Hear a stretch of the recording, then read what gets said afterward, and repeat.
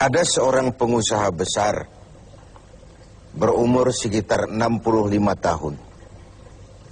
Terkenal, asetnya tidak lagi terhitung. Satu hari pengusaha kita ini bertemu dengan seorang teman wartawan. Terjadilah dialog. Sang wartawan bertanya kepada pengusaha kita, "Pak, umur Bapak berapa tahun?" "Umur saya? Iya, paling sekitar 7 tahun. "Loh, 7 tahun? 7 tahun. "Anak Bapak berapa orang?" "Satu." "Satu saja?" "Satu saja." "Harta Bapak berapa banyak?" "Ya, paling sekitar 10 sampai 15 juta rupiah saja." Teman wartawan berkata, "Pak, kenapa Bapak berdusta? Bapak orang terkenal, pengusaha besar, punya biografi. Kami tahu umur Bapak 65 tahun. Kenapa Bapak bilang 7 tahun? Anak Bapak pun banyak. Kenapa cuma bilang 1? Harta Bapak, aset sudah tidak ternilai. Kenapa Bapak bilang cuma 10 sampai 15 juta rupiah saja?" Senyum agak getir, sang pengusaha menjawab, "Kau benar, Nak. Umur saya kalau jumlahnya sih memang 65 tahun. Tapi dari 65 tahun umur saya itu, rasa-rasanya baru 7 tahun yang ada artinya di sisi Allah. Baru 7 tahun sujud saya benar. Baru 7 tahun saya laksanakan perintahnya, saya tinggalkan larangannya. Sisa umur yang lain habis kelabu warnanya, penuh dosa dan keingkaran. Saya katakan umur saya coba 7 tahun. Anak, kau juga tahu anak saya banyak. Tapi dari sekian banyak anak ini, rasanya cuma 1 yang akan jadi buah hati, belahan jantung, pelanjut cerita, penerus sejarah, anak soleh yang akan mendoakan orang tuanya. Yang lain susah diurus anak saya itu." "Oh gitu toh." "Iya." "Mengenai harta, Pak, kau juga benar. Harta saya, aset saya sudah sulit dihitung lah. Pabrik di mana-mana, di tiap bank hampir ada deposito saya.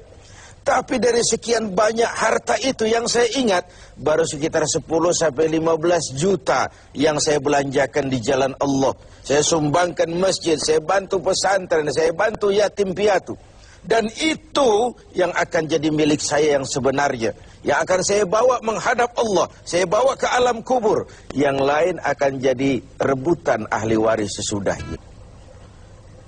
Jangan-jangan orang tua tadi adalah kita-kita ini. Jangan-jangan kita-kita ini adalah orang tua tadi. Tapi yang pasti, jangan sampailah kita seperti orang tua tadi itu. Dari sekian banyak umur yang diberikan, berapa yang punya nilai di sisi Allah? Dari sekian banyak anak titipan Allah kepada kita, berapa yang akan jadi anak soleh, buah hati, belahan jantung, pelanjut cerita, penerus sejarah? Dan dari sekian banyak harta kita, berapa yang sudah kita belanjakan di jalan Allah, yang artinya akan jadi milik kita yang sebenarnya? Banyak ketidakadilan yang terlepas dari pengadilan dunia. Sering orang-orang yang berbuat kebaikan tidak mendapat perlakuan yang pantas di dunia ini. Sering kehidupan jadi rancu. Yang benar dikhianati, pengkhianat dibenarkan.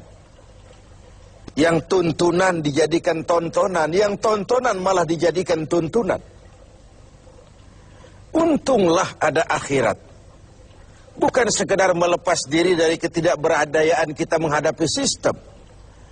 Tapi cermin bahwa tidak satu ketidakadilan yang bagaimanapun kecilnya yang terlepas dari pengadilan dunia akan terlepas juga di pengadilan akhirat nanti.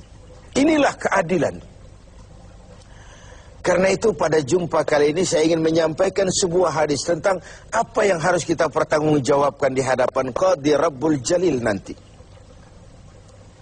Sebuah hadis menyatakan, "Lan tazula qadama 'abdin yaumal qiyamah hatta yus'ala an arba'i khisalin.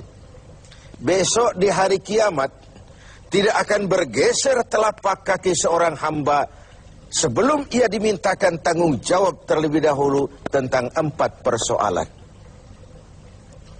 Apa yang 4 itu? Pertama, an umrihi fima afnahu. Umur yang diberikan kepadanya akan dimintakan tanggung jawab kelak. Di mana umur itu dihabiskan? Diberikan umur 30 tahun kah, 40 tahun, 50 sampai 70, 100 bahkan. Sejak kita akil balik sampai ajal datang merenggut nyawa, di mana umur itu dihabiskan? Kita sering main-main, padahal waktu berjalan terus. Kita sering lalai dan lupa, padahal malaikat maut tidak pernah lalai dan lupa. Seorang Nabi Yakub alaihissalam, seketika akan ajal, beliau menanyakan, kalau saya ajal kenapa tidak diberitahu lebih dahulu? Kata malaikat maut, sudah diberitahu. Loh, bagaimana caranya diberitahu? Perubahan yang terjadi pada fisik kita adalah pemberitahuan. Uban yang bertabur, mata yang mulai lamur, pendengaran yang mulai kabur, itu semua pemberitahuan agar kita mawas diri. Umur akan dimintakan pertanggungan jawab. Di mana umur itu dihabiskan? William Shakespeare memang pernah bilang, waktu hidup itu singkat. Tahu-tahu baru saja zuhur, tahu-tahu sudah asar. Baru saja asar, tahu-tahu sudah maghrib. Yang kemarin anak-anak, tahu-tahu sudah punya anak. Tahu-tahu, dan tahu-tahu.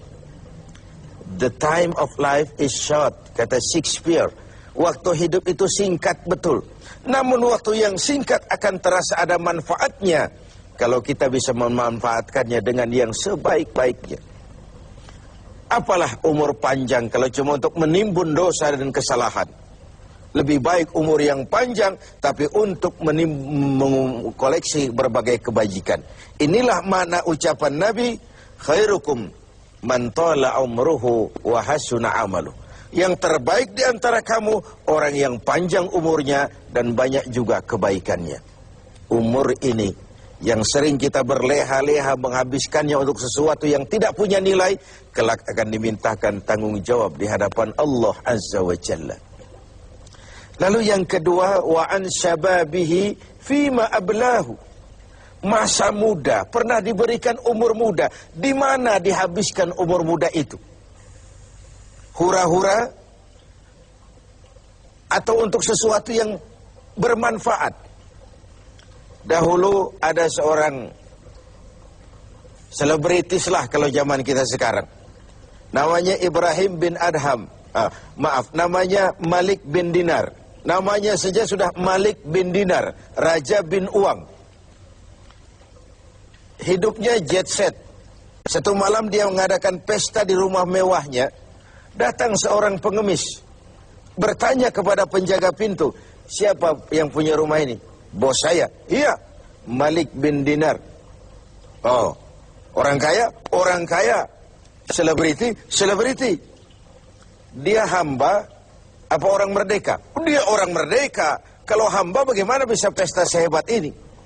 Orang tua itu senyum lalu bilang, sampaikan kepada bosmu Malik bin Dinar, dia memang orang merdeka. Kalau dia hamba bukan seperti ini pekerjaannya. Dia orang merdeka.